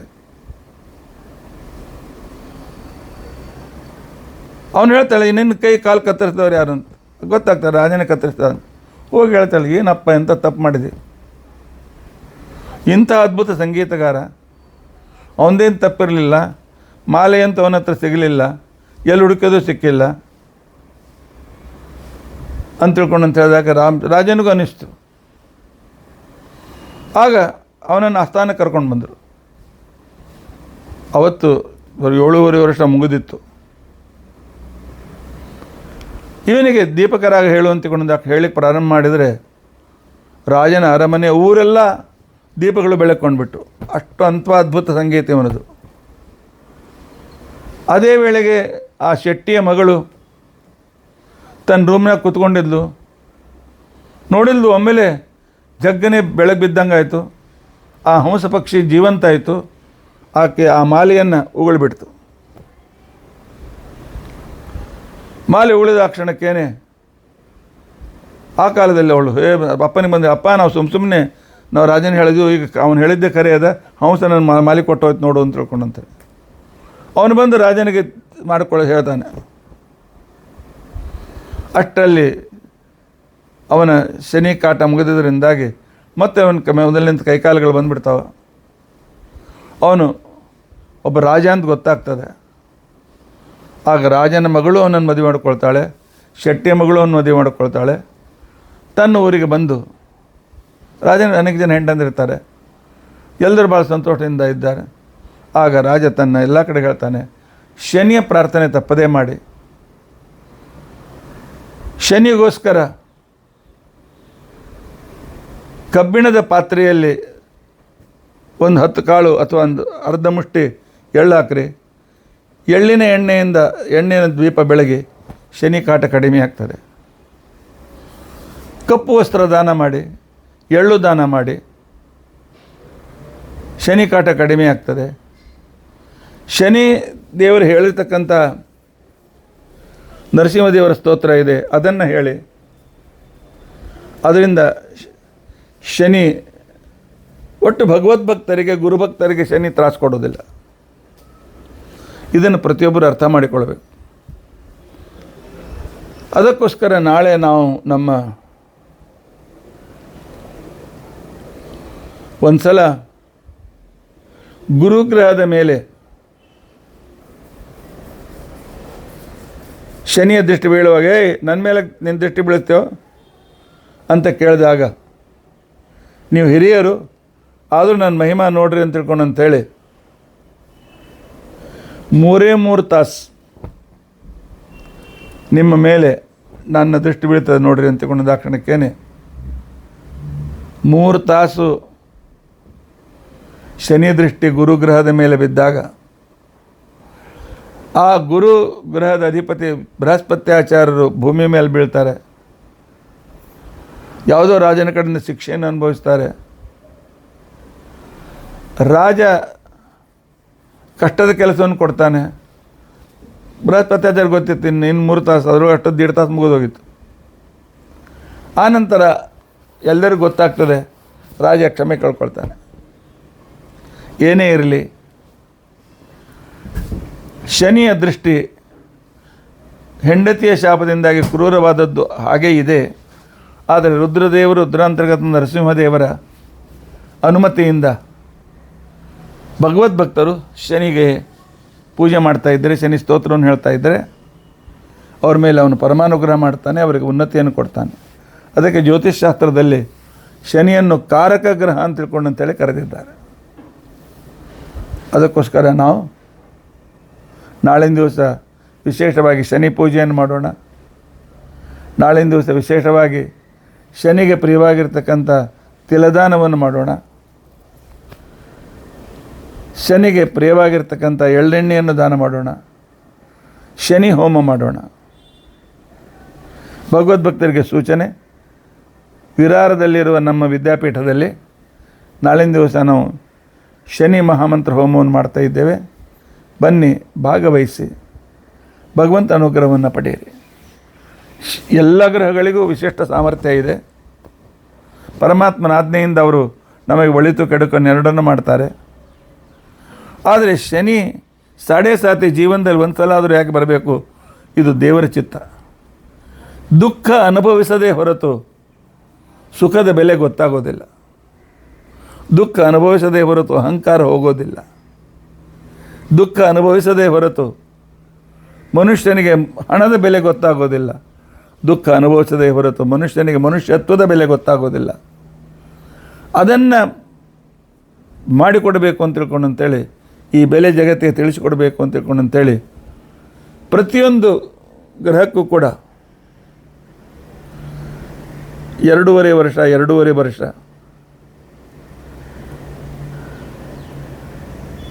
2.5 ವರ್ಷ 9 ಗ್ರಹಗಳು ಬರಬೇಕಾಗಿತ್ತು ಅಂತ ತಿಳ್ಕೊಂಡಂತಾರೆ. 24 25 ವರ್ಷ ಆಗ್ತದೆ, 26 ವರ್ಷ. 26 ವರ್ಷಕ್ಕೊಮ್ಮೆ ಎಲ್ಲರಿಗೂ ತಪ್ಪದೇ 7.5 ಬಂದೇ ಬರ್ತದೆ.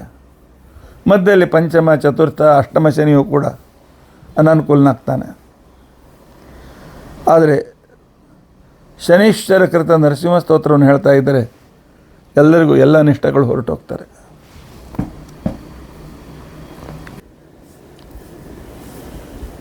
ಸುಲಭೋ ಭಕ್ತಿಯುಕ್ತ ಶ್ರೀಕೃಷ್ಣ ಉವಾಚ ಸುಲಭೋ ಭಕ್ತಿಯುಕ್ತಾನಾಂ ದುರ್ದರ್ಶೋ ದುಷ್ಟಚೇತಸಾಂ ಅನನ್ಯಗತಿಕಾನಾಂಚ ಪ್ರಭು ಭಕ್ತೈಕವತ್ಸಲಃ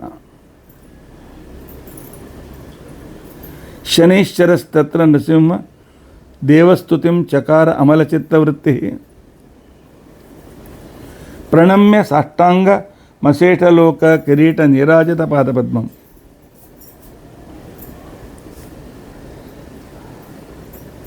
ಶ್ರೀಕೃಷ್ಣ ಹೇಳ್ತಾ ಇದ್ದಾನೆ, ಶನಿ ಗ್ರಹ ಸುಲಭೋ ಭಕ್ತಿಯುಕ್ತಾನಾಂ, ಭಕ್ತಿಯಿಂದ ಕೂಡಿದವರಿಗೆ ಶನಿ ಅತ್ಯಂತ ಮಂಗಲಕರ.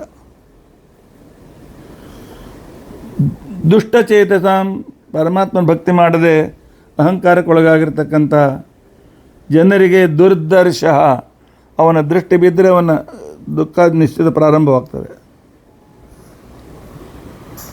ಅನನ್ಯಗತಿಕಾನಂಚ, ಇನ್ನು ಅನಾಥರ ಮೇಲೆ ಶನಿ ವಿಶೇಷ ಅನುಗ್ರಹ ಮಾಡ್ತಾನೆ. ಇಂಥ ನರಸಿಂಹದೇವರು, ಇಂಥ ಶನೀಶ್ವರ ಸಜ್ಜನರಿಗೆ ತನ್ನ ದೃಷ್ಟಿಯಿಂದ ಒಳ್ಳೆಯದಾಗಲಿ ಅಂತ ತಿಳ್ಕೊಂಡಂತೇಳಿ ತನ್ನ ಆರಾಧನೆ ಆದ ನರಸಿಂಹದೇವರನ್ನು ನಮಸ್ಕಾರ ಮಾಡಿ, ಸಟ್ಟಂಗ ನಮಸ್ಕಾರ ಮಾಡಿ, ಇವನ ಹೊಳೆಯುವ ಕಿರೀಟವೇ ಮಂಗಳಾರತಿ ಅಂತನ್ನೋ ದೃಷ್ಟಿಯಿಂದ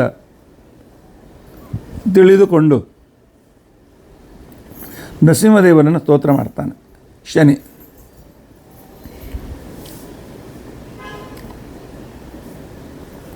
ಯತ್ಪಾದ ಪಂಕಜರಜ ಪರಮಾದರೇಣ ಸಂಸೇವಿತಂ ಸಕಲ ಕಲ್ಮಷ ರಾಶಿನಾಶಂ ಕಲ್ಯಾಣ ಕಾರಣಮಶೇಷ ನಿಜಾನುಗಾನಂ ಸತ್ವಂ ನರಸಿಂಹ ಮೈಧೇಯಿ ಕೃಪಾವಲೋಕಂ.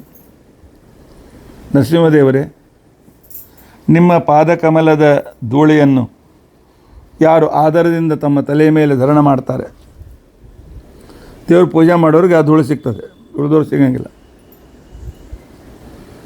ಅವರ ಸಕಲ ಕಲ್ಮಷ ರಾಶಿನಾಶಂ, ಸಕಲ ದುಃಖ ಪಾಪಗಳ ರಾಶಿ ಸುಟ್ಟೋಗ್ಬಿಡ್ತದೆ ನಿಮ್ಮ ಪಾದಕಮಲದ ಧೂಳಿಯನ್ನು ತಲೆಯ ಮೇಲೆ ಧಾರಣ ಮಾಡಿದರೆ. ಕಲ್ಯಾಣ ಕಾರಣಂ ಅಶೇಷ ನಿಜಾನುಗಾನಂ, ಪರಮಾತ್ಮ ನಿನ್ನ ಭಕ್ತರಿಗೆಲ್ಲ ಅತ್ಯಂತ ಮಂಗಲಕರ ಮಾಡತಕ್ಕಂತಹ ನರಸಿಂಹರೇ, ನಿಮ್ಮ ಕೃಪಾದೃಷ್ಟಿ ನಮ್ಮ ಮೇಲೆ ಬೀಳಲಿ. ಮೈ ದೇಹಿ ಕೃಪಾವಲೋಕಂ, ನನ್ನ ಮೇಲೆ ನಿಮ್ಮ ಕೃಪಾದೃಷ್ಟಿಯನ್ನು ಬೀಳಿಸಿರಿ.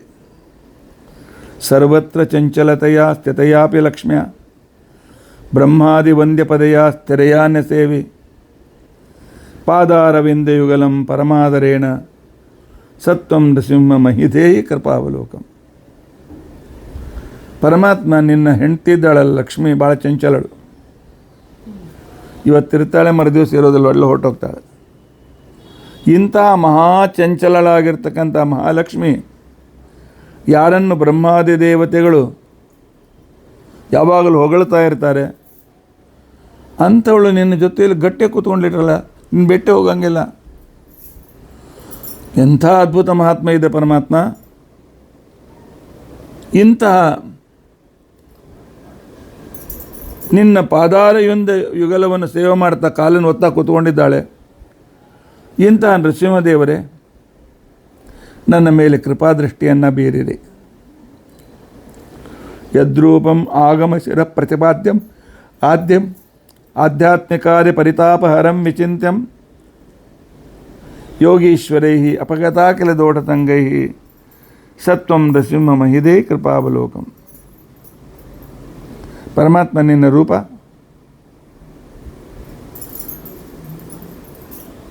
ಎಲ್ಲ ದೋಷಗಳಿಂದ ದೂರರಾದಂಥ ಯೋಗೀಶ್ವರರಾದ ಋಷಿಮುನಿಗಳು ಕೂಡ ನಿನ್ನ ರೂಪವನ್ನು ವರ್ಣನೆ ಮಾಡ್ತಾ ದಣದು ಹೋಗೋದಿಲ್ಲ,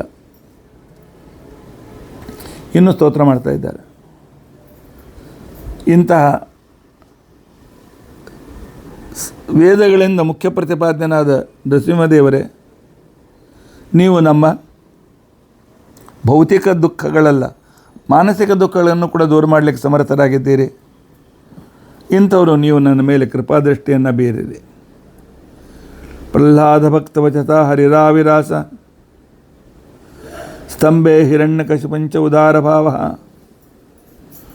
ಊರ್ವೋರ್ನಿಧಾಯ ಮನಲಾಂಬುದಿರಗ್ರ ಶೃಂಗಪ್ರಪಾತ ವಿಟದಂತೆ ಸರಸ್ತ್ರ ಸತ್ವಂ ನೃಸಿಂಹ ಮಹಿದೇ ಕೃಪಾವಲೋಕಂ. ಪರಮಾತ್ಮ, ನನ್ನ ದೇವರು ಎಲ್ಲ ಕಡೆಗಿದ್ದಾನೆ, ಈ ಕಂಬದಲ್ಲಿಯೂ ಇದ್ದಾನೆ ಅಂತ ಪ್ರಹ್ಲಾದನು ಹೇಳಿದ ಮಾತನ್ನು ಸತ್ಯ ಮಾಡುವುದಕ್ಕೋಸ್ಕರ ಕಂಬದಿಂದ ಪ್ರತ್ಯಕ್ಷನಾಗಿ ಬಂದೆ. ಉದಾರ ಗುಣಗಳಿಂದ ಯುಕ್ತನಾದ ಪರಮಾತ್ಮ ಆ ಹಿರಣ್ಯಕಶಿಪುವನ್ನು ನಿನ್ನ ತೊಡೆ ಮೇಲೆ ಇಟ್ಟುಕೊಂಡು ನಿನ್ನ ಉಗುರುಗಳಿಂದ ಅವನ ಹೊಟ್ಟೆಯನ್ನು ಸೀಳಿ ಹಾಕಿಬಿಟ್ಟು ಇಂತಹ ಪರಮ ಕಾರುಣಿಕನಾದ ನರಸಿಂಹದೇವರೇ, ಸರ್ವತ್ರ ವ್ಯಾಪ್ತರಾದಂಥ ನರಸಿಂಹದೇವರೇ, ನನ್ನ ಮೇಲೆ ಕೃಪಾದೃಷ್ಟಿಯನ್ನು ಬೀರಿರಿ ಅಂಥೇಳಿ 7ನೇ ಶ್ಲೋಕದಲ್ಲಿ ಪ್ರಾರ್ಥನೆ ಮಾಡಿಕೊಳ್ತಾರೆ. ಯನ್ನಿರ್ವಿಕಾರ ಪರರೂಪ ವಿಚಿಂತನೇನ ಯೋಗೀಶ್ವರ ವಿಷಯವೀತ ಸಮಸ್ತರಾಗ ವಿಶ್ರಾಂತಿಮಾಪು ಅವಿನಾಶವರ್ತ್ರಿ ಪರಾಖ್ಯಾಂ ಸೈ ನೃಸಿಂಹಮದೇ ಕೃಪಾವಲೋಕಂ. ಪರಮಾತ್ಮ, ನಿನ್ನ ದೋಷರಹಿತವಾದಂಥ ರೂಪವನ್ನು ಚಿಂತನೆ ಮಾಡಿದ್ದರಿಂದ ಯೋಗೀಶ್ವರರು ಅಂತ ಅನಿಸ್ಕೊಂಡಿರ್ತಕ್ಕಂತಹ ಮಹಾ ಋಷಿಮುನಿಗಳು ಸಹಿತ ಅವರು ತಮ್ಮ ಎಲ್ಲ ಕಾಮಕ್ರೋಧಾದಿಗಳನ್ನು ಬಿಟ್ಬಿಟ್ರು. ಆ ನಂತರ ನಿನ್ನ ಸನ್ನಿಧಾನವನ್ನು ಪಡೆದು ತಾವು ಮಾಡಿದ ಸ್ತೋತ್ರದಿಂದ ಅಭಿಶಾಂತರಾಗಿ ಒಳ್ಳೆ ಶಾಂತಿಯಿಂದ ಸುಖದಿಂದ ನಿನ್ನ ಸಮೀಪದಲ್ಲಿ ಅವರೆಲ್ಲರೂ ಸುಖವನ್ನು ಅನುಭವಿಸ್ತಾ ಇದ್ದಾರೆ. ಇಂಥ ನರಸಿಂಹದೇವರೇ, ನನ್ನ ಮೇಲೆ ಕೃಪಾದೃಷ್ಟಿಯನ್ನು ಬೀರಿರಿ ಅಂತೇಳಿ ಪ್ರಾರ್ಥನೆ ಮಾಡಿಕೊಳ್ತಾ ಇದ್ದಾನೆ. ಭೂತಜ್ವರಗ್ರಹ ಸಮುದ್ಧೋ ಭೀತಿನಾಶಂ ಯದ್ರೂಪಂ ಅರಿಮರ್ದನ ಭಾವಶಾಲಿ ಸಂಚಿಂತನೇನ ಸಕಲಾಗ ವಿನಾಶಕಾರಿ. ಯಾವ ಈ ನರಸಿಂಹದೇವರ ರೂಪವು ಶತ್ರುಗಳನ್ನು ನಾಶಪಡಿಸುವುದಕ್ಕೋಸ್ಕರ ಯಾವಾಗಲೂ ಸನ್ನದ್ಧವಾಗಿದೆ. ಈ ನರಸಿಂಹದೇವರ ರೂಪವನ್ನು ಚಿಂತನೆ ಮಾಡಿದರೆ ಸಾಕು, ಸಕಲ ಪಾಪಗಳು ಹೊರಟೋಗಿ ಸಂಸಾರ ಸುಖಮಯವಾಗ್ತಾರೆ. ಭೂತಪೀಡೆ, ಜ್ವರಪೀಡೆ, ಗ್ರಹಪೀಡೆ, ಇವುಗಳಿಂದ ಉಂಟಾಗಿರತಕ್ಕಂಥ ಏನೇನು ಪೀಡೆಗಳಿವೆ ಅವೆಲ್ಲೂ ಸಂಪೂರ್ಣ ನಷ್ಟವಾಗಿ ಹೋಗ್ತವೆ. ಇಂಥ ನರಸಿಂಹದೇವರೇ, ಕೃಪಾದೃಷ್ಟಿಯನ್ನು ಬೀರಿರಿ. ಯಶೋತ್ತಮಂ ಯಶ ಉಮಾಪತಿ ಪದ್ಮಜನ್ಮ ಶಕ್ರಾದ ದೈವತ ಸಭಾಸ ಮಸ್ತಗೀತಂ. ಪರಮಾತ್ಮ, ನಿನ್ನ ಕೀರ್ತಿ, ನಿನ್ನ ಮಹಿಮೆ ಬ್ರಹ್ಮ, ಗರುಡ, ಶೇಷ, ರುದ್ರ ಇತ್ಯಾದಿ ಇಂದ್ರ, ಚಂದ್ರ ಮೊದಲಾಗಿರ್ತಕ್ಕಂತಹ ದೇವತೆಗಳಿರುವ ಸಭೆಯಲ್ಲಿ ಪರಮಾತ್ಮ ನಿನ್ನ ಕೀರ್ತಿ ಯಾವಾಗಲೂ ಗಾನ ಮಾಡಲ್ಪಡ್ತದೆ. ನಿನ್ನ ದರ್ಶನದಿಂದಲೇ ಸಕಲ ಪಾಪಗಳು ನಷ್ಟ ಆಗಿ ಹೋಗ್ತವೆ. ಇಂಥ ಸಿಂಹದೇವರೇ, ನನ್ನ ಮೇಲೆ ಕೃಪಾದೃಷ್ಟಿಯನ್ನು ಬೀರಿರಿ ಅಂತ ತಿಳ್ಕೊಂಡಂತೇಳಿ ಶನೀಶ್ವರ ಯಾವಾಗ ಪ್ರಾರ್ಥನೆ ಮಾಡಿದ, ಶ್ರೀಕೃಷ್ಣ ಈ ಸನ್ನಿವೇಶ ವಿವರಣೆ ಮಾಡ್ತಾ ಇದ್ದಾನೆ. ಏವಂ ಸ್ತುತ್ವಾ ಸ್ತುತಿಂ ದೇವ. ಶನೀಶ್ವರ ಮಾಡಿದ ಈ ಸ್ತುತಿಯನ್ನು ಕೇಳಿ ಪರಮಾತ್ಮ ಪ್ರತ್ಯಕ್ಷನಾಗಿ ಅಲ್ಲಿರೋ ಋಷಿಮುನಿಗಳನ್ನು, ಪ್ರಹ್ಲಾದನನ್ನು ನೋಡಿ ಹೀಗೆ ನರಸಿಂಹದೇವರು ಹೇಳ್ತಾರೆ. ಪ್ರಸನ್ನೋಹಂ ಶನೇ ತುಭ್ಯಂ ವರಂ ವರೇ ಶೋಭನಂ. ಶನಿ, ನಿನ್ನ ಸ್ತೋತ್ರದಿಂದ ನಾನು ಸಂತುಷ್ಟನಾಗಿದ್ದೇನೆ. ನಿನಗೇನು ಬೇಕು ವರ ಕೇಳು, ನೀನೇನು ಬಯಸ್ತಿ ಅದೆಲ್ಲವನ್ನು ನಿನಗೆ ಕೊಡ್ತೇವೆ. ಅದು ಲೋಕಹಿತಕ್ಕೆ ಕಾರಣವಾಗ್ತದೆ. ಯಂ ಪಾಂಚಸಿ ತದೇವ ತ್ವಂ ಸರ್ವಲೋಕಹಿತಾವಹಂ. ಜಗತ್ತಿಗೆ ಉಪಕಾರಕವಾದಂಥ ವರವನ್ನು ಕೇಳು ಅಂತೇಳಿ ನರಸಿಂಹದೇವರು ಹೇಳ್ತಾರೆ. ಶನಿದೇವರು ಪುನಃ ಮಾತನಾಡ್ತಾರೆ. ನರಸಿಂಹ ತ್ವಂ ಮೈ ಕೃಪಾಂ ಕುರು ದೇವ ದಯಾನಿದೆ ಮಧ್ವಾಸರಸ್ತವ ಪ್ರೀತಿ ಕರೋ ಸ್ಯಾದ್ ದೇವತಾಪತೆ. ನನ್ನ ಮೊದಲೇ ವರ, ನನ್ನ ವಾರ ಅಂದರೆ ನರಸಿಂಹದೇವರ ದರ್ಶನ ಮಾಡುವ ವಾರ ಅಂತೇಳಿ ಜಗತ್ತಿನಲ್ಲಿ ಪ್ರಸಿದ್ಧವಾಗಿದೆ. ಯಾರು ಶನಿವಾರ ದಿವಸ ನಿಮ್ಮ ದರ್ಶನ ಮಾಡ್ತಾರೆ ಅಂಥವ್ರ ಮೇಲೆ ನೀನು ವಿಶೇಷ ಕೃಪೆಯನ್ನು ಮಾಡಬೇಕು. ನರಸಿಂಹತ್ವಂ ಮೈ ಕೃಪಾಂ ಕುರು ದೇವ ದಯಾನಿದೆ.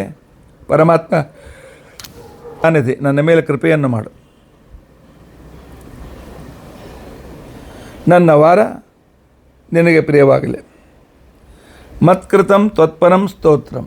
ಇಲ್ಲಿವರೆಗೂ ನಾನು ಮಾಡಿದ ಸಂಕ್ಷಿಪ್ತವಾದ ನನ್ನ ಸ್ತೋತ್ರವನ್ನು ಯಾರು ಕೇಳ್ತಾರೆ, ಯಾರು ಪಠನ ಮಾಡ್ತಾರೆ ಅಂಥವರಿಗೆ ಎಲ್ಲ ದುರಿತಗಳು ದೂರವಾಗಿ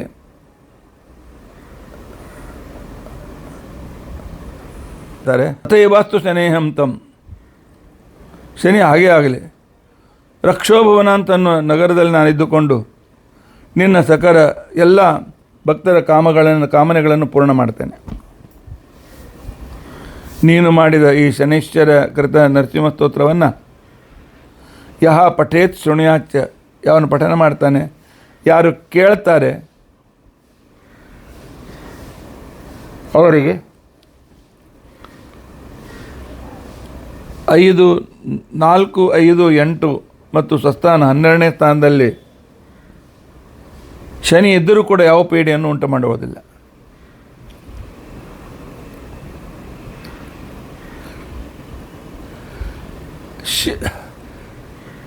ಶನಿರ್ ನರಹರಿರ್ದೇವಂ ತಥೇತಿ ಪ್ರತ್ಯುವಾಚ.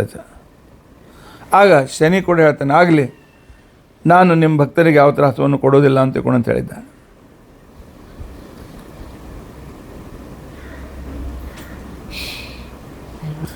ಶನಿರ್ ನರಹರಿಂ ದೇವಂ ತಥೇತಿ ಪ್ರತ್ಯುವಾ.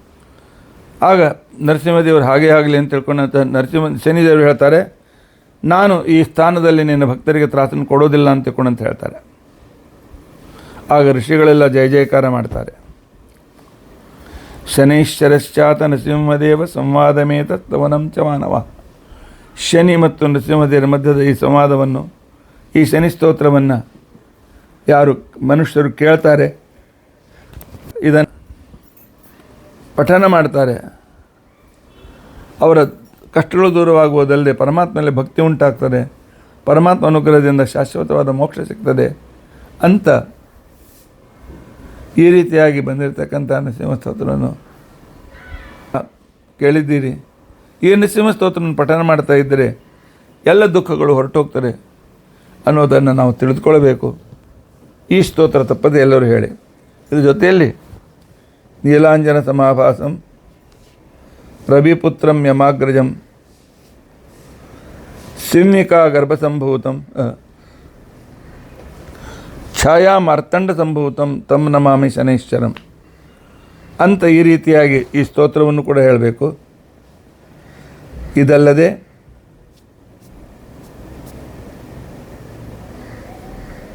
ಕೂಡ ಜಪ ಮಾಡಬೇಕು. ನಾಳಿನ ದಿವಸ ವಿಶೇಷವಾಗಿ ಮಾಡಿ ಪರಮಾತ್ಮನ ಪರಮಾನುಗ್ರಹಕ್ಕೆ ಪಾತ್ರರಾಗ್ರಿ. ಶ್ರೀಕೃಷ್ಣ ಅರ್ಪಣಮಸ್ತು. ಶ್ರೀಕೃಷ್ಣ ಅರ್ಪಣಮಸ್ತು. ಹರೇ ರಾಮ ಹರೇ ರಾಮ ರಾಮ ರಾಮ ಹರೇ ಹರೇ ಹರೇ ಕೃಷ್ಣ ಕೃಷ್ಣ ಕೃಷ್ಣ ಹರೇ ಹರೇ. ಉಗ್ರಂ ವೀರಂ ಮಹಾವಿಷ್ಣುಂ ಜ್ವಲಂತಂ ಸರ್ವತೋಮುಖಂ ನೃಸಿಂಹಂ ಭೀಷಣಂ ಭದ್ರಂ ಮೃತ್ಯುಂ ನಮಾಮ್ಯಹಂ. ಅಕ್ಷಯಂ ಕರ್ಮ ಯಸ್ಮಿನ್ ಪರೇ ಸ್ವರ್ಪಿತಂ ಪ್ರಕ್ಷಯಂ ಯಾಂತಿ ದುಃಖಾನಿ ಅನ್ನಾಮತಃ. ಅಕ್ಷರೋ ಯೋಜರ ಸರ್ವದೈವಾಮೃತಃ ಕುಕ್ಷಿಗಂ ಯಸ್ಯ ವಿಶ್ವಂ ಸದಾಜಾಧಿಕಂ ಪ್ರೀಣಯಾಮೋ ವಾಸುದೇವಂ ದೇವತಾಮಂಡಲ ಖಂಡಮಂಡಲ. ಶ್ರೀಕೃಷ್ಣಾರ್ಪಣಮಸ್ತು. ಶ್ರೀಕೃಷ್ಣಾರ್ಪಣಮಸ್ತು.